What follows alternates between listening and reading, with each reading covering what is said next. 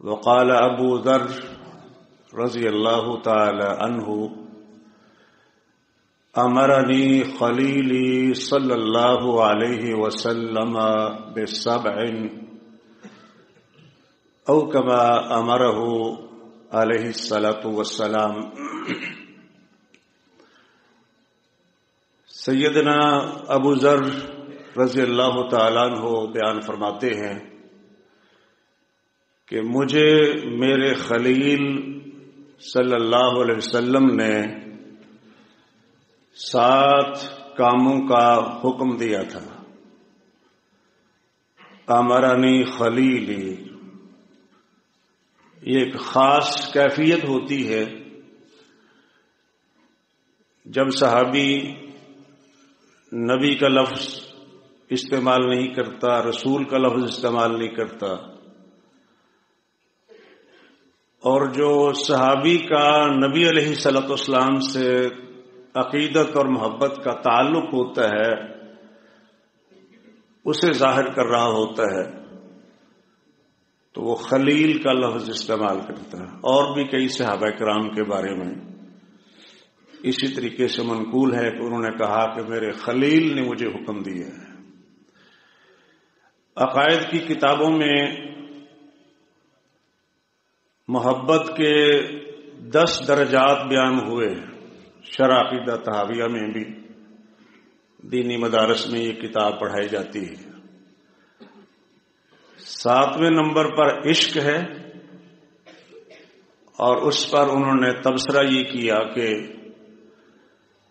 اس لفظ میں چونکہ شہوت کا عنصر بھی شامل ہوتا ہے لہذا اسے اللہ رسول کے لیے استعمال نہ کیا جائے تو بہتر ہے، لیکن یہ بھی شدید قسم کی ایک محبت ہوتی ہے۔ اور جو آخری سٹیج تھا وہ ہے خلت۔ واتخذ اللہ ابراہیم خلیلا، وہ جو اللہ سبحانہ و تعالی نے فرمایا کہ اللہ نے حضرت ابراہیم کو خلیل بنایا ہے، اپنا خلیل مقرر کیا ہے،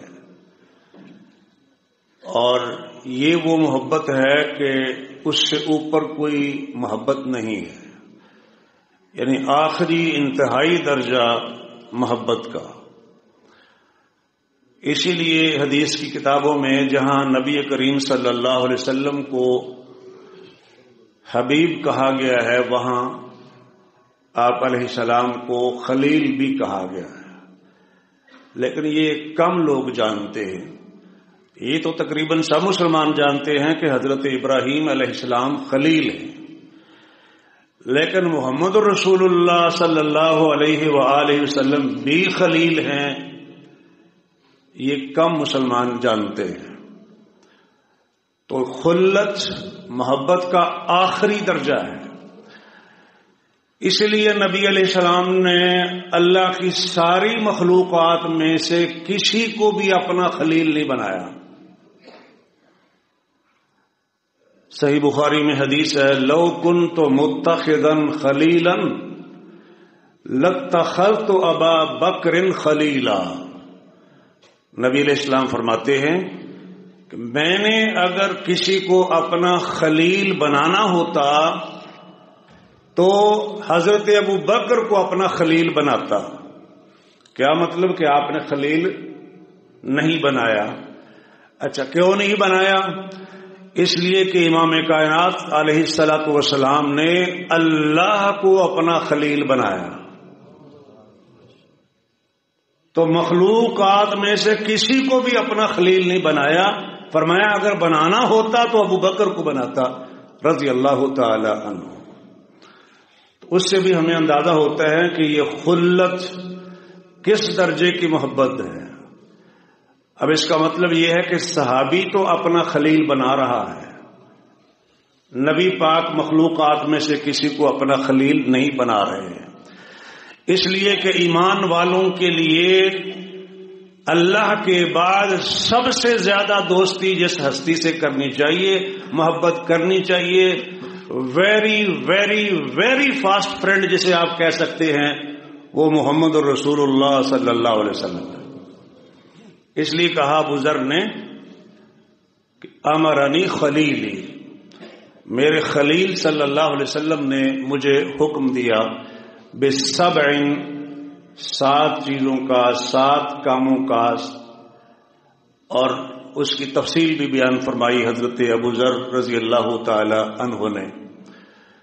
فرماتے ہیں امرنی بحب المساکین والدنو منہم، نبی صلی اللہ علیہ وسلم نے مجھے حکم دیا کہ میں مساکین کے ساتھ، غریبوں کے ساتھ محبت کروں اور ان کے قریب رہوں، دنو، ان کے ساتھ رہوں، ان کے قریب رہوں، ان کی رفاقت اختیار کروں، ان کی مصاحبت اختیار کروں، ان کی مجالس میں بیٹھوں، ان کے ساتھ میرا اٹھنا بیٹھنا ہو، یہ دنو منہم ہے۔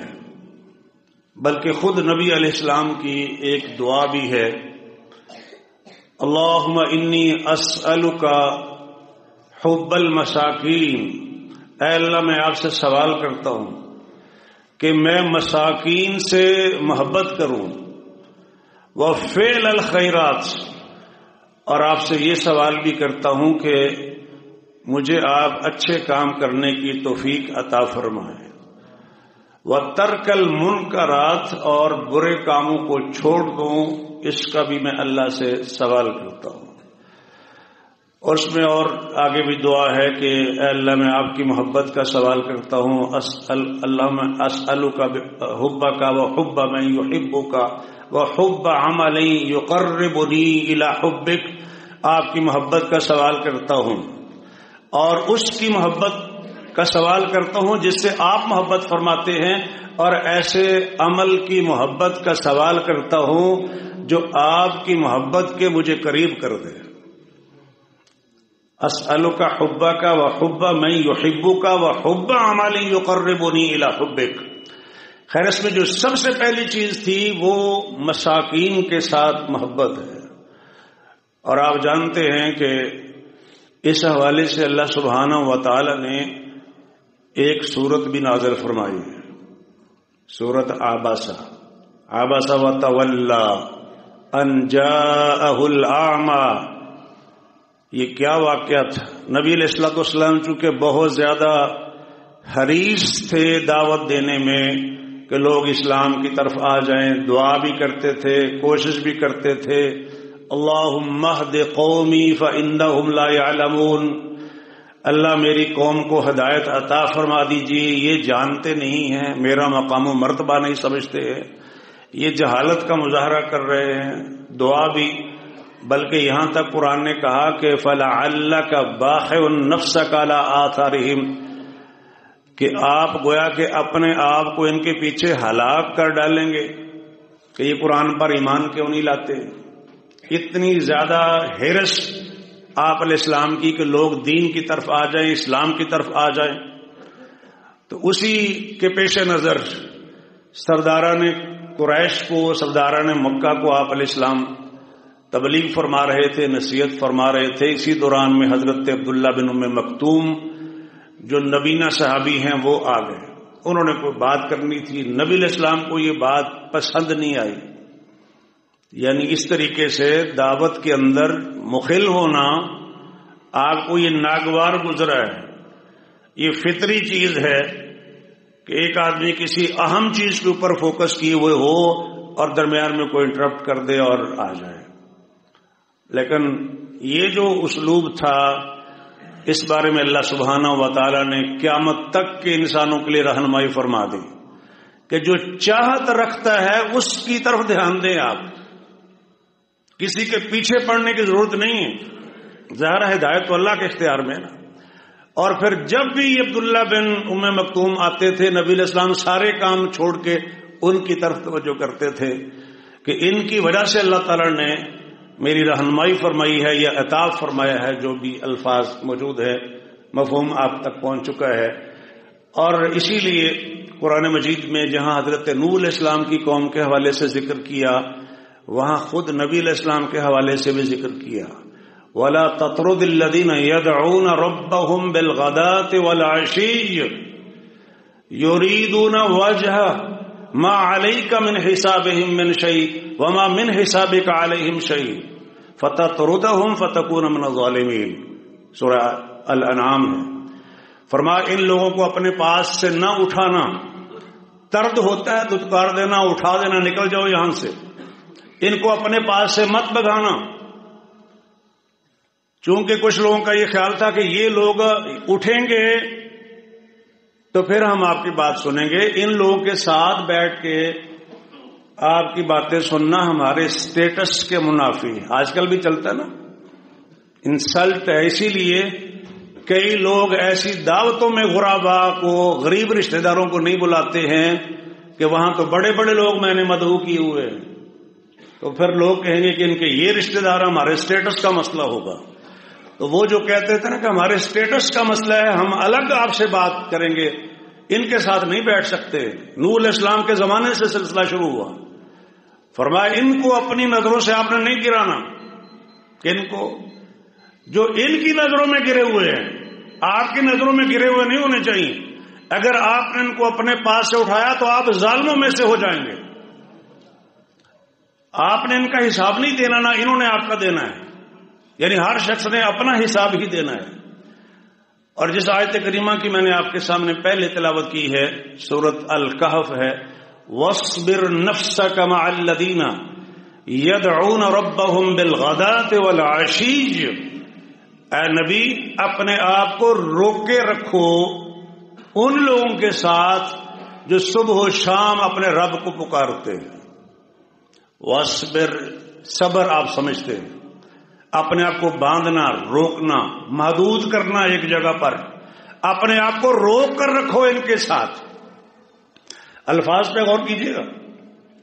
اللہ تعالیٰ پوری کائنات کے امام اور سردار سے فرما رہے ہیں کہ یہ جو غریب غربا ہیں, مساکین ہیں, اصحاب صفہ ہے, اور اس قسم کے جو لوگ ہیں جن کے پاس وسائل زندگی نہیں ہیں, غریب غربا ہیں, مساکین ہیں, اپنے آپ کو ان کے ساتھ روک کر رکھو جو صبح و شام اپنے رب کو پکارتے ہیں, اپنے رب کے چہرے کی تلاش میں, یعنی رب کے دیدار کے لیے رب کو پکارتے ہیں.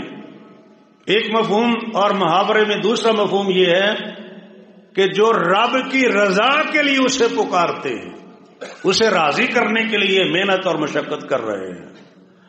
وَلَا تَعْدُ عَيْنَاكَ عَنْهُمْ, اور کیجیے گا آپ کی نظریں ان سے تجاوز نہ کریں. میں آپ حضرات کے چہروں کی طرف دیکھ رہا ہوں, اور اگر میں ایسے دیواروں کی طرف دیکھنا شروع کر دوں یا اوپر سے کسی اور طرف دیکھنا شروع کر دوں تو یہ نظر کا تجاوز کرنا ہوتا ہے. وَلَا تَعْدُ عَيْنَاكَ عَنْهُمْ, آپ کی نظریں ان سے تجاوز نہ کریں.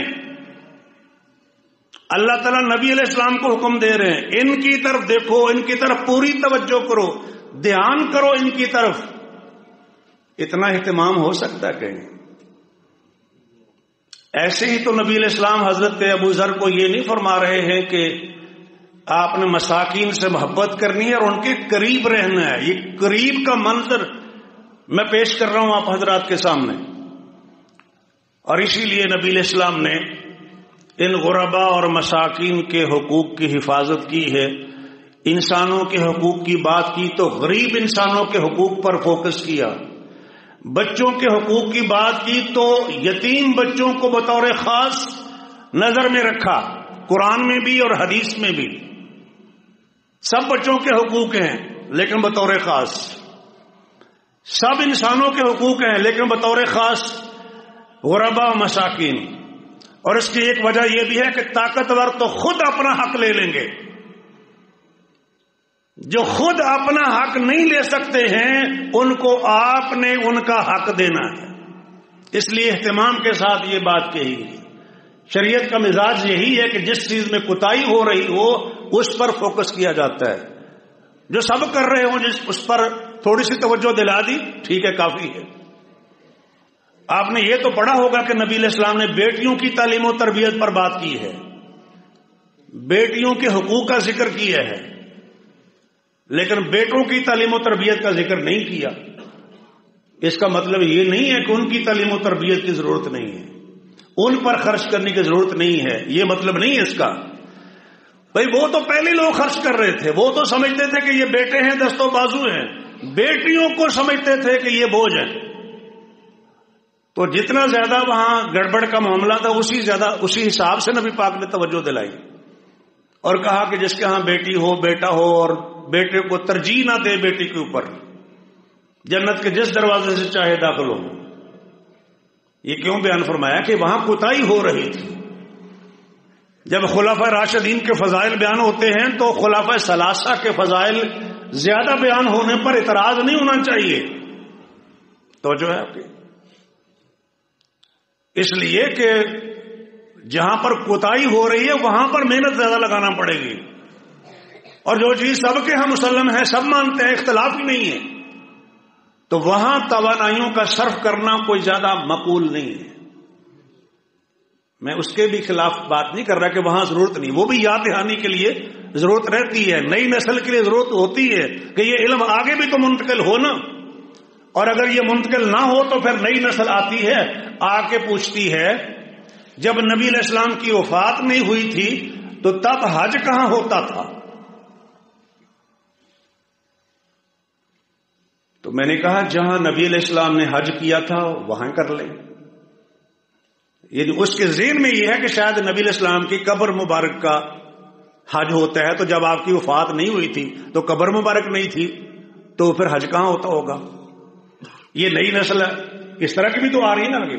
تو میرا کہنے کا مطلب یہ ہے کہ جو چیزیں معروف ہیں، مشہور ہیں، کامن ہیں، سب مانتے ہیں، وہ بھی اس نسل کے لیے ضروری ہے کہ آگے پہنچائی جائیں وہ باتیں بھی، لیکن اتنی زیادہ ضرورت نہیں ہے جہاں پر لوگوں کو کنفیوژن ہے یا عقائد و نظریات جہاں پر خراب ہو چکے ہیں کہ ان کی اصلاح کی ضرورت ہے، وہ زیادہ فوکس کرنے کی ضرورت ہے۔ تو خیر نبی علیہ السلام نے بطور خاص جس معاشرے کو نظر انداز کیا جا رہا تھا، معاشرے کے جس حصے کو نظر انداز کیا جا رہا تھا، نبی علیہ السلام نے فوکس فرمایا، اور اسی لیے آپ علیہ السلام فرماتے ہیں ابغونی الضعفاء، مجھے تلاش کرنا ہو تو کمزور لوگوں میں تلاش کرو۔ کیا مطلب اس کا؟ کہ کوئی مجھے ملنے آتا ہے، میں اپنے گھر میں نہیں ہوتا ہوں، مسجد میں نہیں ملتا، یا جو بھی میرا مقام ہے اگر وہاں نہیں ملتا تو آپ سمجھ لیں کہ میں غریبوں کے پاس ہوں گا۔ غریبوں میں ظاہر و صحابہ صفا کے لوگ بھی آتے تھے جن کی تعداد 400 تک پہنچی ہے، کم زیادہ ہوتی رہتی تھی، جہاد پہ چلے گئے، تبلیغ پر چلے گئے، کچھ کہیں اور چلے گئے، کچھ آگے، 400 تک تعداد ان کی پہنچی۔ فرسٹ اسلامک یونیورسٹی آف مدینہ کہہ سکتے ہیں اسے، اور صدر مدرس ہیں محمد الرسول اللہ صلی اللہ علیہ وآلہ وسلم۔ فرمایا مجھے ان کمزوروں میں اور غریبوں میں تلاش کرنا، انما تنصرون وترزقون بضعفائکم، تمہاری جو مدد کی جاتی ہے، تمہیں جو رزق دیا جاتا ہے، تمہارے غریبوں کی وجہ سے دیا جاتا ہے۔ صحیح حدیث ہے، ان کی وجہ سے، ان کے ذریعے سے۔ وہ جو کہتے ہیں جی فلاں آدمی قسمت لے کے آیا ہے، ایک بچہ پیدا ہو اس کے بعد یہ ساری ریل پیل ہو گئی ہے، شادی کے بعد یہ ساری ریل پیل ہو گئی ہے، اللہ کا فضل و کرم ہو گیا ہے، اللہ کا رزق کھل پڑا ہے ہمارے اوپر، تو قسمت لے کر آتا ہے کوئی کمزور۔ اور آپ کو پتا ہے جو بوڑھا آدمی ہوتا ہے وہ بھی کمزور ہی ہوتا ہے، ضعیف کہتے ہیں نا اس کو، ضعفاء۔ تمہیں رزق دیا جاتا ہے تمہارے ضعفاء کی وجہ سے، تمہارے کمزوروں کی وجہ سے، غریبوں کی وجہ سے، اور بچوں کو بھی ضعفاء کہا گیا ہے۔ اللہ نے مثال دی نا کہ خرچ نہیں کرتے ہو اللہ کی راہ میں، اپنا مال اللہ کی راہ میں خرچ نہیں کرتے ہو، تو کیا تم میں سے کوئی شخص چاہتا ہے کہ اس کا باغ اور آگ کا بگولا آئے سورۃ البقرہ اور سارا باغ جل کے راکھ ہو جائے؟ وَلَهُ ذُرِّيَّةٌ ضُعَفَاء، اور اس کی چھوٹی چھوٹی اولاد ہو، یعنی چھوٹے چھوٹے بچے ہو، ذُرِّيَّةٌ ضُعَفَاء، یہ بھی ضعفاء نا، نہ خود کما سکتے ہیں، نہ خود کھا سکتے ہیں، کچھ بھی نہیں کر سکتے ہیں، دوسروں پہ ڈیپینڈ کر رہے ہیں۔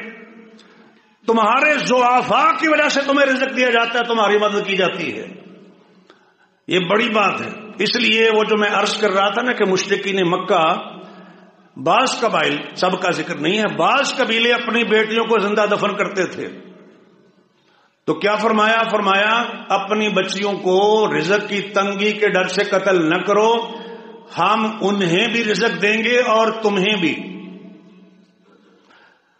نرزقکم و ایاہم، نرزقہم و ایاکم، ترتیب الٹ دی اللہ تعالی نے. دو ہی مقام ہیں، سورۃ انعام ہے، سورۃ بنی اسرائیل ہے.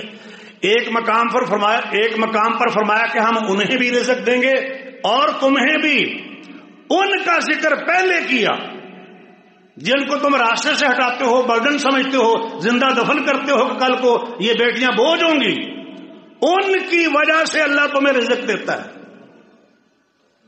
اور پھر ترتیب کو الٹا دوسرے مقام پر فرمایا ہم تمہیں بھی رزق دیں گے اور انہیں بھی. کیا مطلب اس کا؟ اولاد کو یہ سمجھنا چاہیے جو ضعفاء ہے، جو کمزور ہے، جن کے پاس کچھ نہیں تھا، ان کے رزق کا بندوبست اللہ تعالیٰ نے ان کے والدین کے ذریعے سے کیا ہے، ان کی وجہ سے، ان کے ذریعے سے تمہیں رزق دیا جاتا ہے. تو ہر ایک کو یاد رکھنا چاہیے انما تنصرون و ترزقون بضعفائکم. اور حدیث میں تو قاعدہ بتا دیا گیا واللہ فی عون العبد ما کان العبد فی عون اخیہ. اللہ اپنے بندے کی تب تک مدد کرتا رہتا ہے جب تک کہ وہ اپنے بھائی کی، مسلمان کی مدد کرتا رہتا ہے. چاہتا ہے کہ اس کی مدد ہو تو دوسروں کی کرو. چاہتے ہو اللہ تمہاری مدد کرے، ان تنصروا اللہ ینصرکم ولا ینصرن اللہ من ینصرہ. اللہ کے دین کو سپورٹ کرو، اللہ تمہاری مدد کرے گا. اس کی بہت ساری شکلیں ہیں. بس دین ایک مظلوم طبقہ ہے ایک علاقے میں، ان پر ظلم ہو رہا ہے، مسلمان ہیں وہ، ان پر ظلم کو روک دیں گے آپ تو یہ دین کی مدد ہے. دین والوں کی مدد، مسلمانوں کی مدد اصل میں دین کی ہی مدد ہے. اب اس کے ذریعے سے اللہ سبحانہ و تعالیٰ تمہاری مدد کریں گے.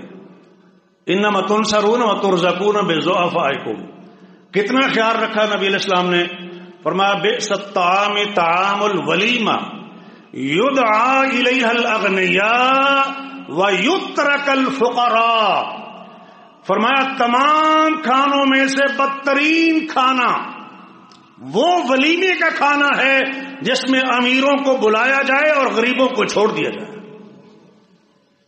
حقوق کا خیال بھی رکھا ہے، حفاظت بھی کی ہے، لیکن یہ تو ہم کر رہے.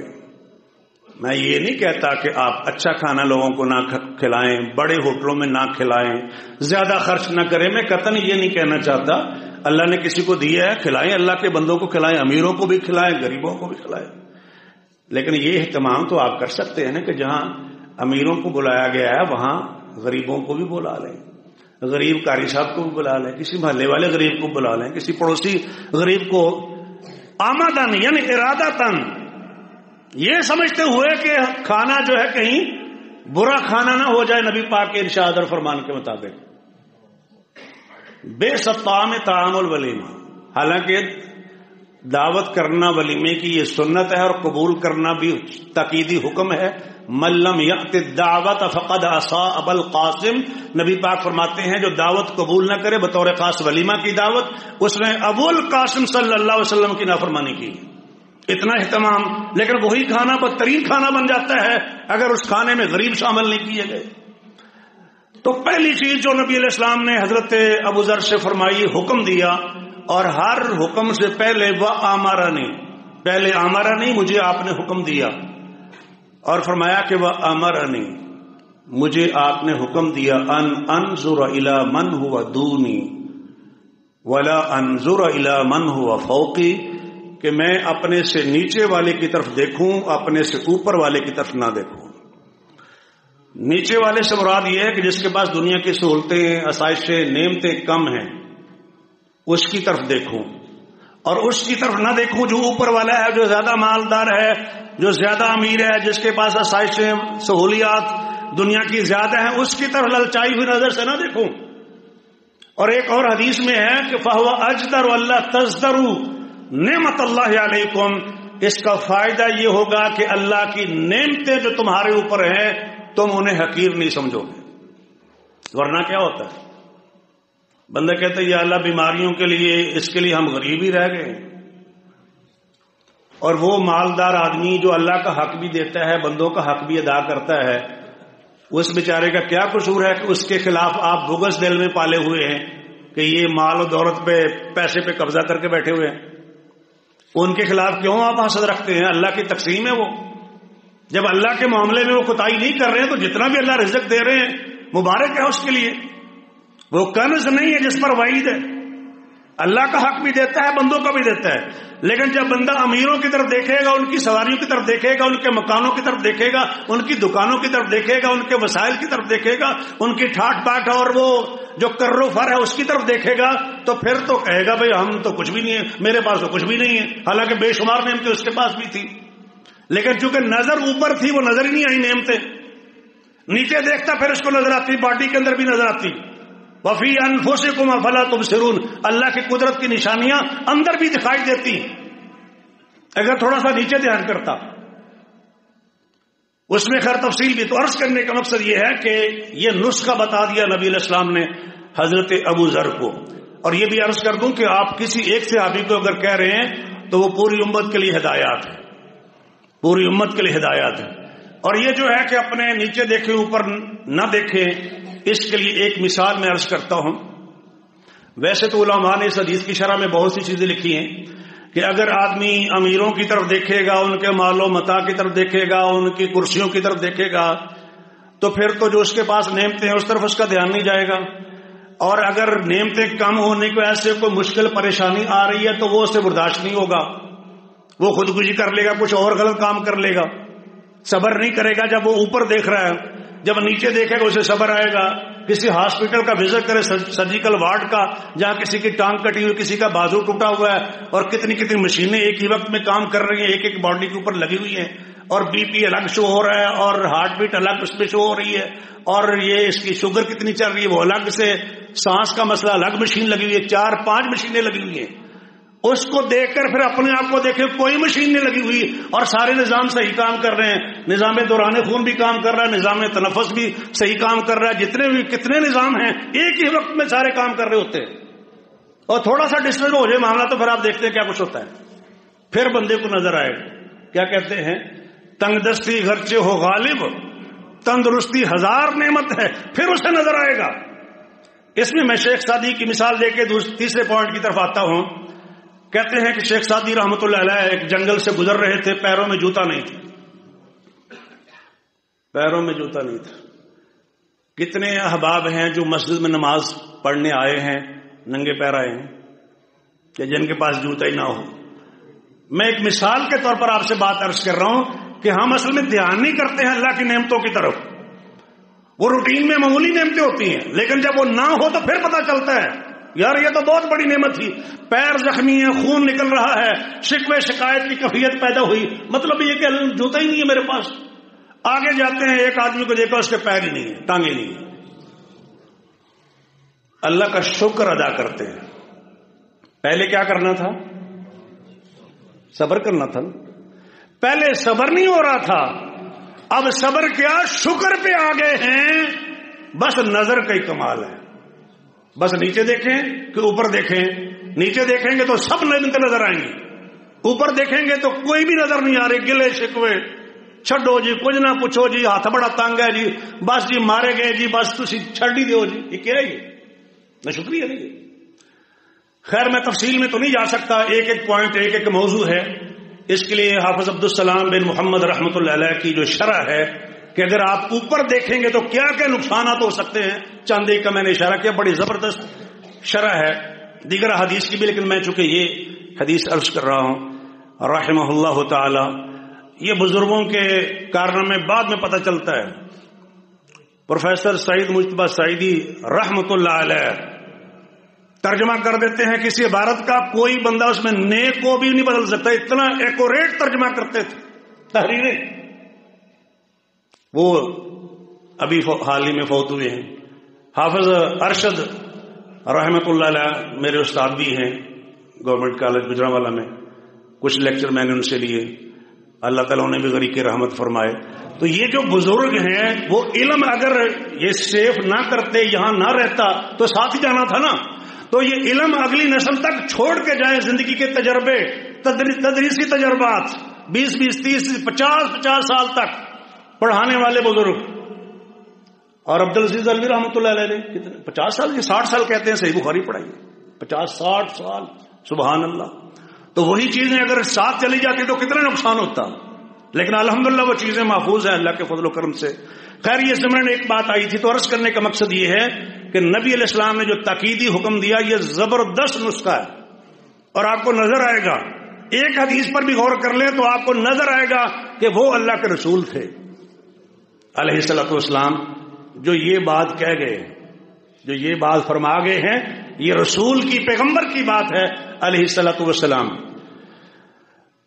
امرنی ان اصل الرحم وان ادبرت، آپ نے مجھے حکم دیا کہ میں صلہ رحمی کروں اگرچہ رشتہ دور جا رہا ہو، یعنی دوسری طرف سے قطع رحمی کی جا رہی ہو تو میں صلہ رحمی کروں.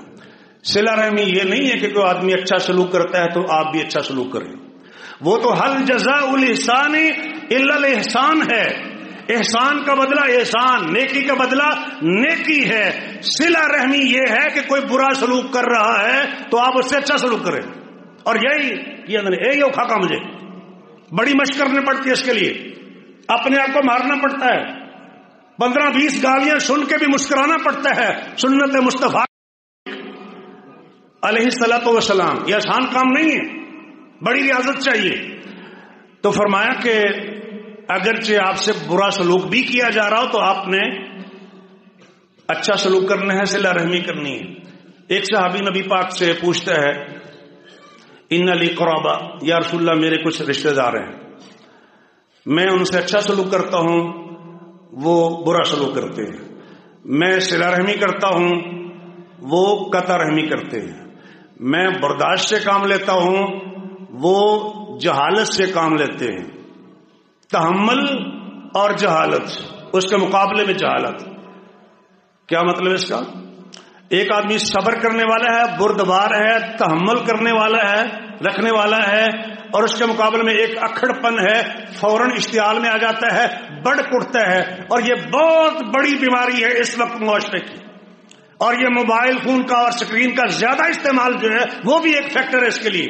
چڑچڑاپن پیدا ہو جاتا ہے، کسی کی بات برداشت ہی نہیں ہوتی، یہ ہو کون مجھے بات کرنے والا. فرمایا کہ وہ میں تحمل سے کام لیتا ہوں.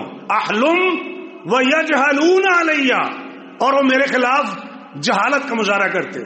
جہالت کا معنی کوئی ان پڑھ ہونا نہیں ہوتا عربی زبان میں. جب ان سے جاہل مخاطب ہوتے ہیں انہیں سلام کہتے ہیں. ابو جہل کسے کہتے ہیں؟ مکہ مکرمہ کے جو 17-18 بندے تھے نا پڑھے لکھے، ان میں سے ابو جہل بھی تھا.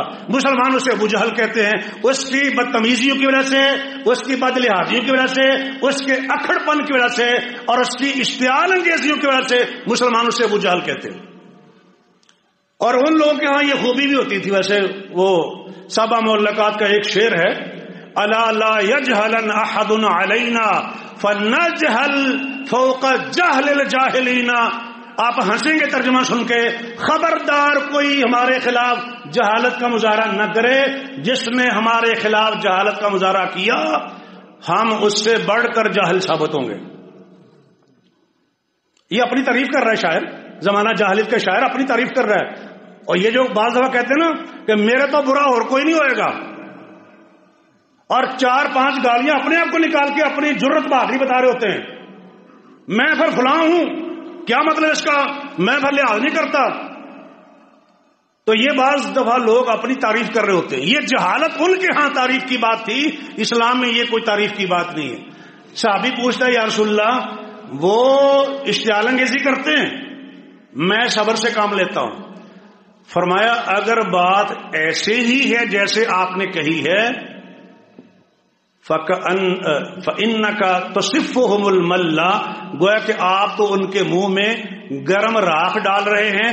اور جب تک یہ پالیسی آپ اختیار کیے رکھیں گے تب تک لا يزال معك من اللہ ظہیر علیہم، تب تک اللہ کی طرف سے ان کے خلاف ایک مددگار آپ کو مل جائے. اللہ کا مددگار چاہیے جو سارے کام کر دے, کوئی نہ رکے. کسی کی ایسی کی تیسی, میں جذبات میں آ کے کہہ رہا ہوں کہ آپ کا کچھ بال بھی بیکا کر سکے. جب اللہ کی طرف سے مددگار آپ کے ساتھ کھڑا ہے, لیکن کب کھڑا ہے؟ جب آپ جواب نہیں دیتے, معاملہ اللہ کے سپرد کرتے. وفوض امری اللہ کہتے ہیں کہ اللہ کافی, وہ کافی ہو جاتا ہے. پھر کفا باللہ وکیلا, تو کہا جب تک یہ کرتے رہو گے تب تک اللہ کی طرف سے ایک مددگار علیہم, ان کے خلاف تمہارے ساتھ رہے گا. تو اصل صلہ رحمی تو یہ ہے. ورنہ قرآن نے جو کہا نا کہ ہو سکتا ہے اللہ تمہیں اختیار دے, کرسی دے, چودراہٹ دے, اور پھر تم فساد بپا کرنے لگ جاؤ, قطع رحمی کرنے لگ جاؤ. یہ وہ لوگ ہیں جن کو اللہ نے بہرا بنا دیا ہے اور ان کی آنکھوں کو اندھا کر دیا ہے. سورہ محمد جس کا دوسرا نام سورۃ القتال بھی ہے. فَإِن تَوَلَّيْتُمْ, ایک معنی تو میں نے عرض کر دیا کہ اقتدار ملا, اور پھر رشتے ناطے توڑ دیے, رشتہ داروں سے تعلق بند کر دیا. کرتے ہیں نا کئی لوگ, سٹیٹس الگ ہو گیا نا, جان پہچان ہی کوئی نہیں. کئی تو اپنے والدین کو نہیں پہچانتے.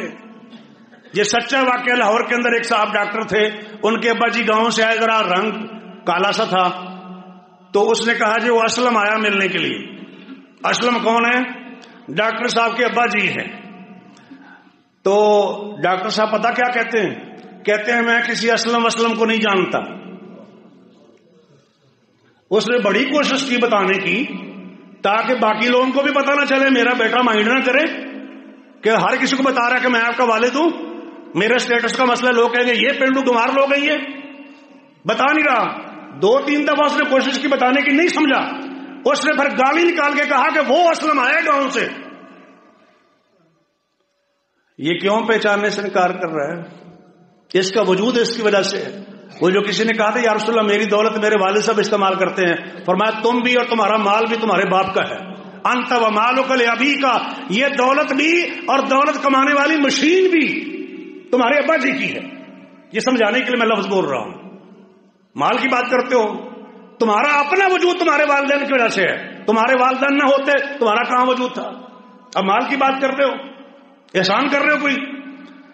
فرمایا کہ تمہیں اقتدار ملے, کرسی ملے, کوئی عہدہ ملے تو ہو سکتا ہے تم قطع رحمیاں کرو. اور یاد رکھیے صلہ رحمی میں سب سے پہلے والدین آتے ہیں. رحم کے ساتھ تعلق قائم ہوتا ہے, باقی سارے رشتے بعد میں ہیں. صلہ رحمی, رحم مادر سے تعلق قائم ہو رہا ہے.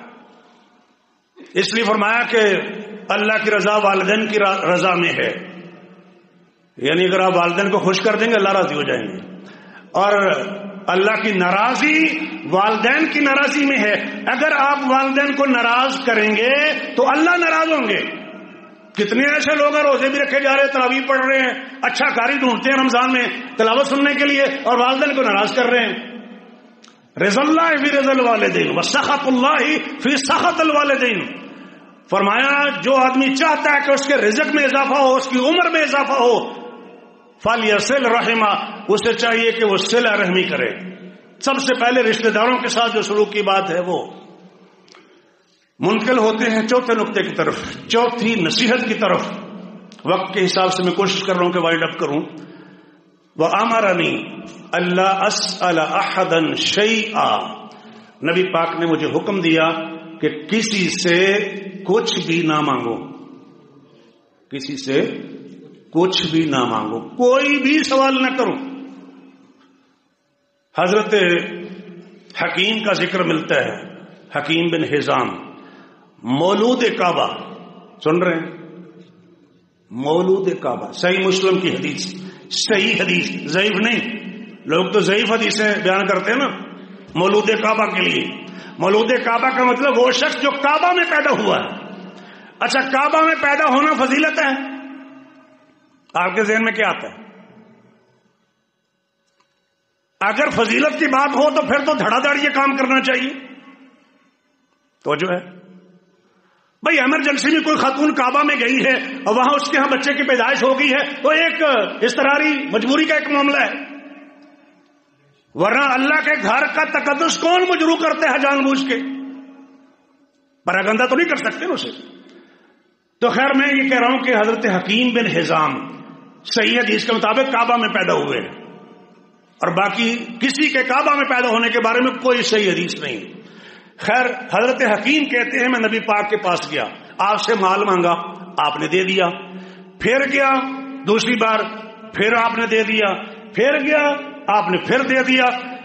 اور پھر فرمایا یا حکیم، اے حکیم، ان ھذا المال خاضر حلو، یہ مال بڑا سر سبز و شاداب ہے. اس وجہ سے خضر کو خضر کہتے ہیں نا، جہاں بیٹھتے تھے ہریالی ہو جاتی تھی. سر سبز و شاداب ہے، یہ بہت میٹھا ہے، یعنی بڑی اٹریکشن ہے اس کے اندر. فمن اخذہ بسخاوت نفس بورک لہ فیہ، جو سخاوت نفس کے ساتھ لے گا اس کے لیے اس میں برکت ڈالی جائے. یعنی کسی سے اگر وہ مال مانگ بھی رہا ہے لیکن مالدار ہو کے مانگے، کیا مطلب؟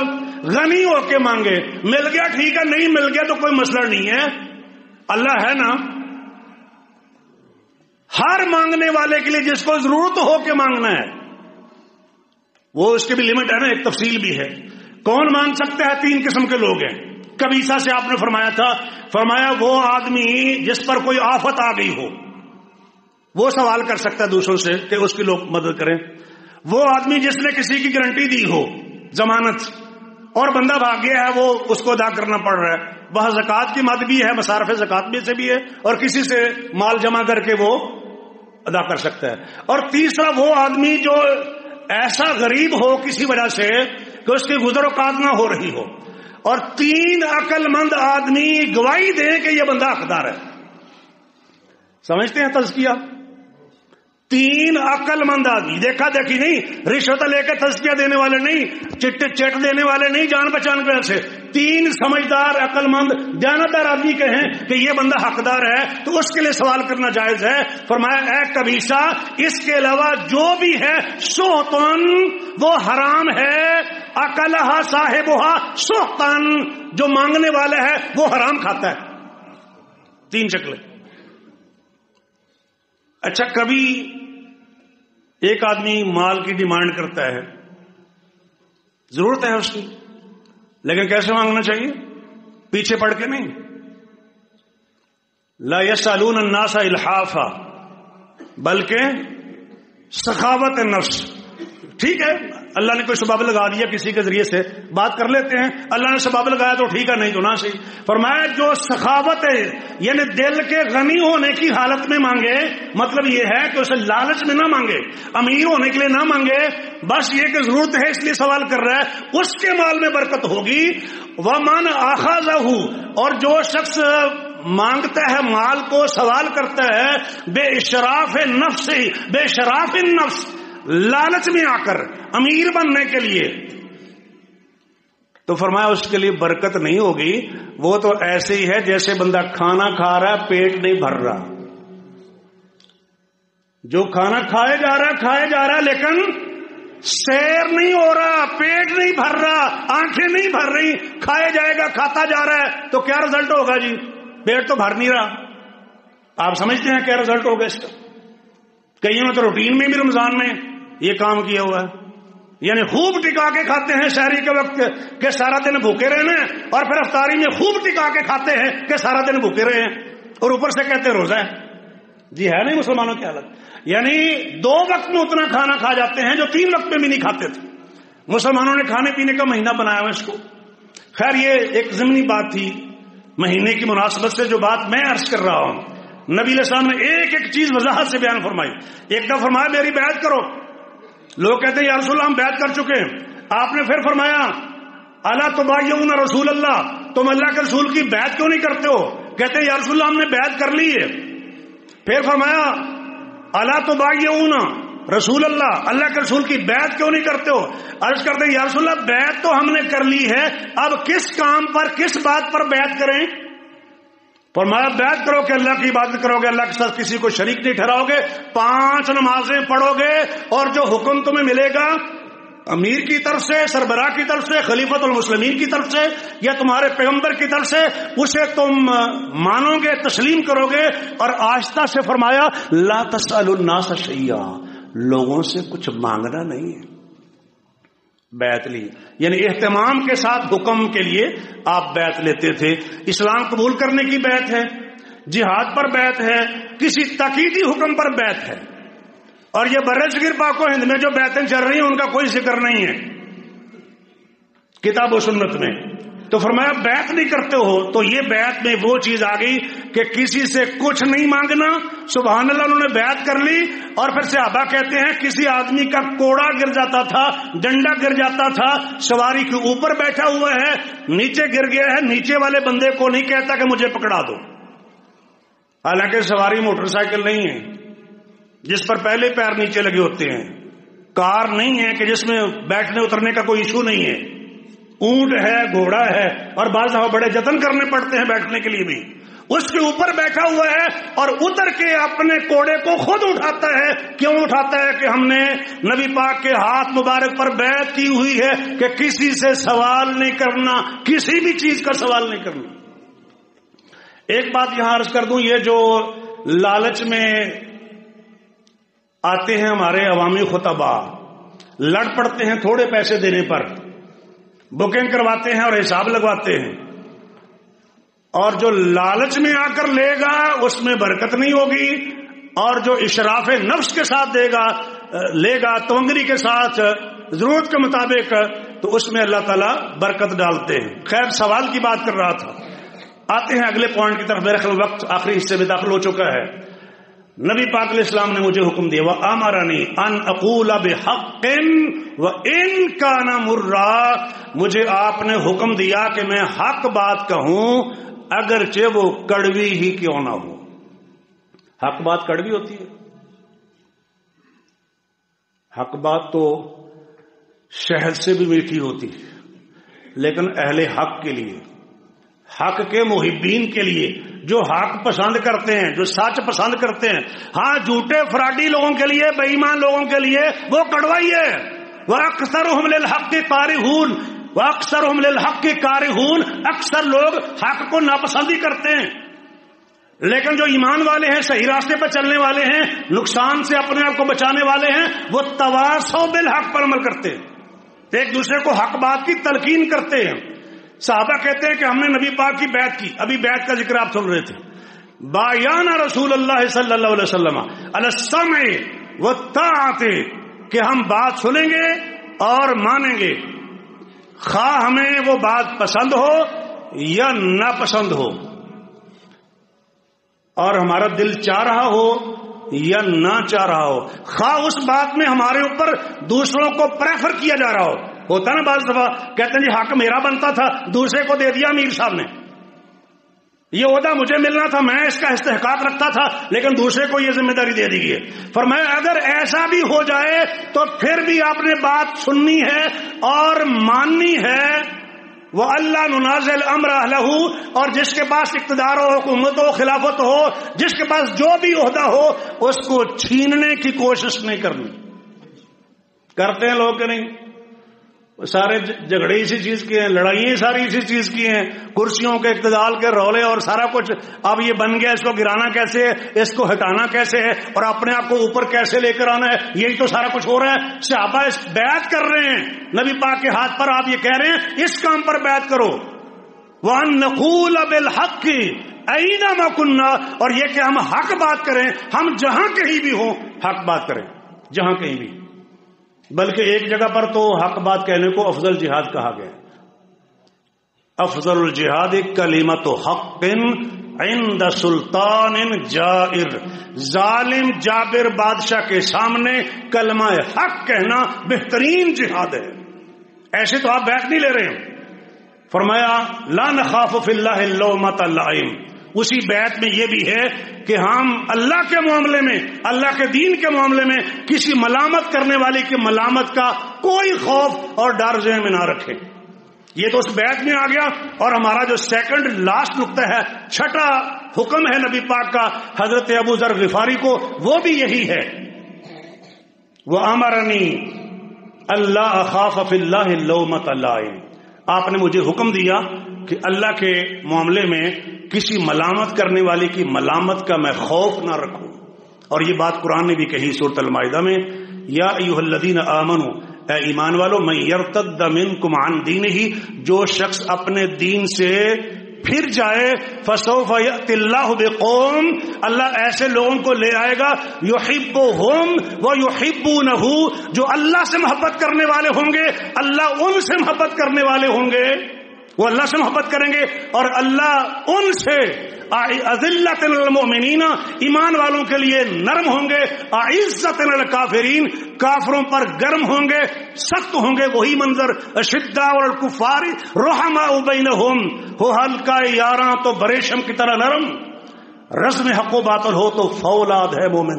فرمایا یجاہدون فی سبیل اللہ، جو اللہ کی راہ میں جہاد کرنے والے ہوں گے، ولا یخافون لومۃ لائم، اور کسی ملامت کرنے والے کی ملامت کا خوف نہیں رکھیں گے. یہ اللہ کا فضل ہے، اللہ جس پر چاہتا ہے کر دیتا ہے. اللہ بہت وسعت کرنے والا، وسعت رکھنے والا اور سب کچھ جاننے والا ہے.